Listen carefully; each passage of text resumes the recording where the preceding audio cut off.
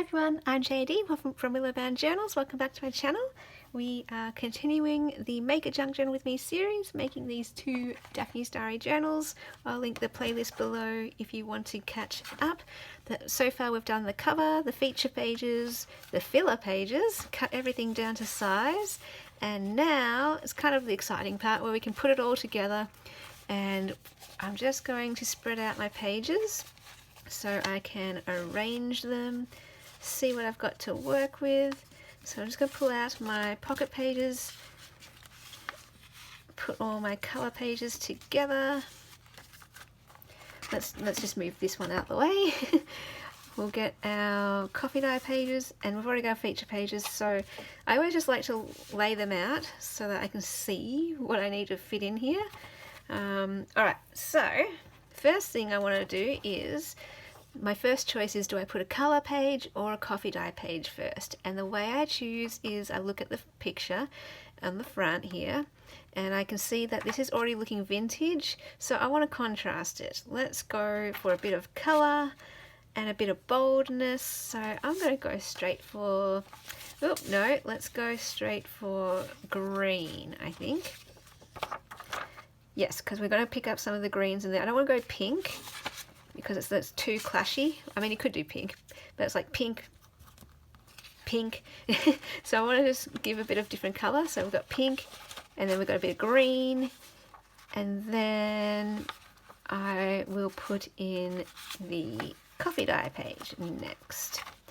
And that works for this one because we've already got some colours in the page itself, and we can have a coffee dye page next to that.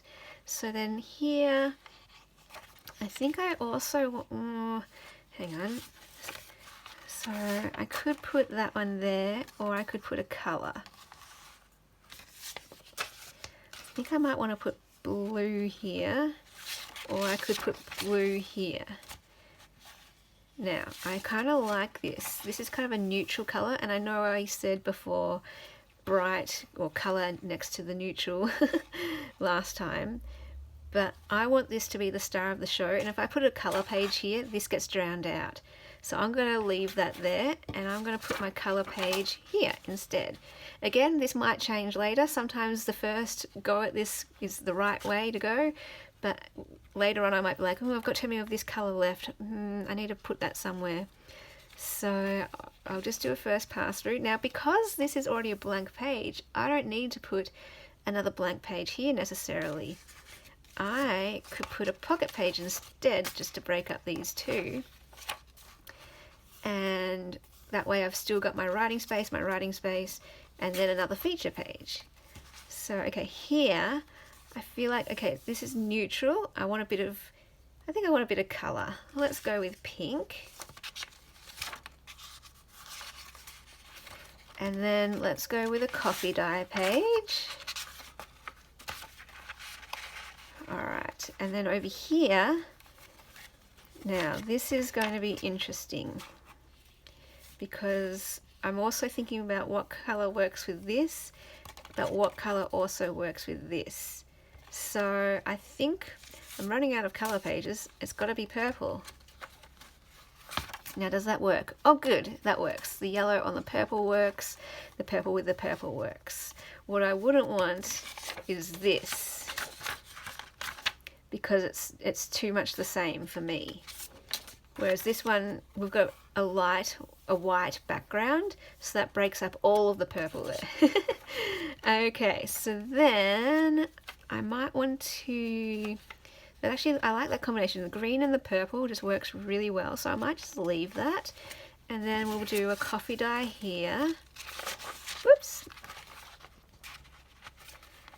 Okay, and I might even leave that, because that's already like a blank page that could be written on. So I could leave that. And then let's do our yellow page. And that kind of picks up a bit of the yellow there, which is nice. Now I could leave that actually, because it really does nicely pick that up. But I feel like this should break it up just a little bit. And then we want another coffee. and then I want another coffee here. Alright, so what's happened now is I need to break these ones up a little bit, but the only one I have left is a yellow page. So I might want to rethink this just a little bit, so that I have a yellow page here, and then I can put, because I don't want the yellows next to each other, so if I then go, alright, let me just have a look. If I then go purple here, maybe, I could either put purple there, or I could put purple here. And I feel like I want it there, to be honest. I feel like I want it there. Just, again, it gives a bit of variety of the pages. It breaks the pattern a little bit because I've got two narrow pages next to each other. But this also picks up the purple, and I don't really want... I don't know, I just don't... I can't put it into words, but I feel like this is a better fit here. Sorry, I'm trying to, as much as possible, show what I'm thinking, but it just looks better to my eye, that's all. So I'm going to trust what my eye sees and go with that. Now, I have one left over this page here, so I'm just going to look through it again and see, because Daphne's Diary has quite a few blank pages that could be written on, I haven't needed to put extra blank in, but now I have one left over, so I may as well, I want to use it, but I just want to figure out where it would look best.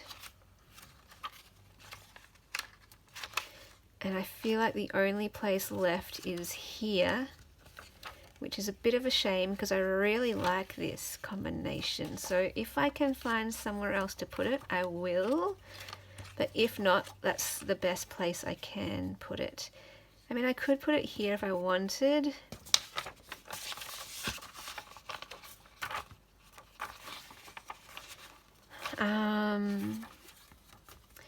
And now it's just a matter of which one I want to sacrifice. I really like this together, whereas this one I'm not fussed if it's broken up with a coffee dye page.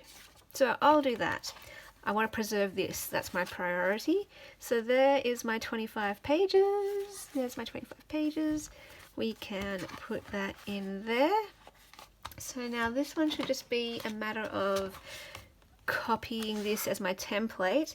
So I'll start doing that. If I'm finding the colors clash and it's just not working, I will change it and adapt it. But let's just run with it and we will have a look at how this goes. Now, I'm actually wondering if I want to change that. Having said that I liked the purple there, I just feel like I would like that to be purple at the front. But you know what? I really like that. So let's just keep that. Okay. sorry about that. Getting distracted. Alright, so let's go with this one here. And then we want a coffee dye. So this should all be fine because it's the same types of pages. And this one should be fine too because it's the blue page with a pink. And I like that combination of the blue and the pink together. Oh, but then there's this, I forgot, we put this in between. But I like that you kind of hold it in your memory, what it came before, and it just works. Alright, so then I want my page here, and we'll break it up with a coffee dye. And that's kind of works better because it's a bit too clashy having that bright yellow next to that lady's head or the girl's head. So it's a bit more subtle, which is a good thing. And pink, well this one works really well for this page because I like the pink with the subtle pink on that teacup. And then we have another coffee dye page. And then we've got this page and then we've got the purple. Okay, so is this going to work with a purple there? I'm not a big fan of that necessarily. Like, it'd be fine. I'm not hating it, but I feel like this will work better if I do swap that round. Yeah, because it's picking up the green on that. Like, it doesn't have the same colours as the other one.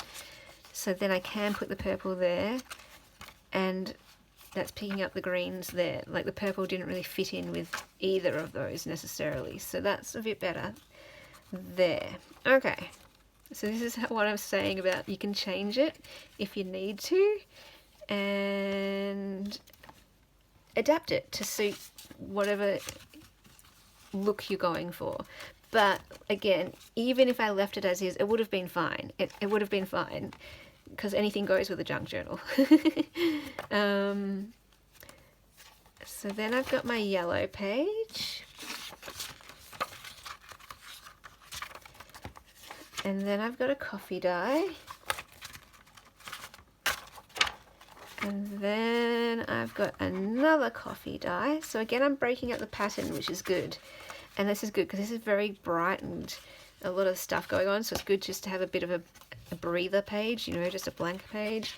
Then I like the color combination here, the pink, the blue, the purple, and then we've got our coffee dye page here. So I'm liking that. And that one is done. Now, let's just go back to this one. I just want to see one more time if I want to swap that or not. Let's just take the pages out and just see what it looks like.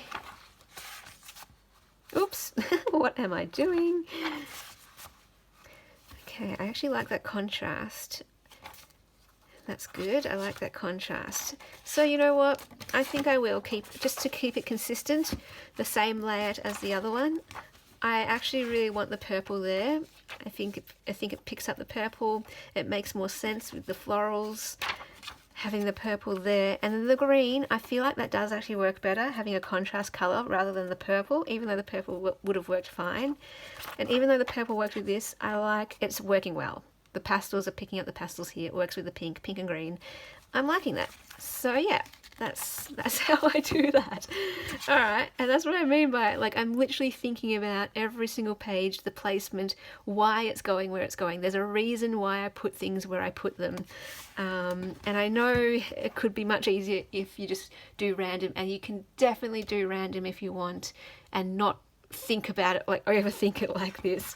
But for me, I can't really help it. It makes me happy, the thought process behind it, thinking about things and having a reason for everything being in the journal, why it's there in the first place, not only why it's there, but where it is in relation to other things in the journal. So everything works together and it's all cohesive and on point as a theme, as a color theme, and that kind of thing. So I hope that was helpful, showing how I do it.